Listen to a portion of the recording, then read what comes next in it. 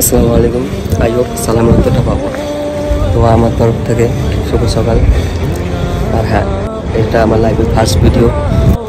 আমার বিশ্বাস আছে আপনারা সবাই আমার সাথে সাপোর্ট করবেন।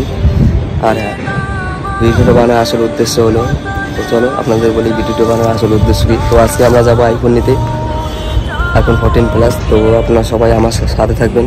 আইফোন কীরকম লাগে একটু কমেন্ট করে বলবেন। ওকে, তো চলো আমাদের সাথে থাকুন, দেখা যাক।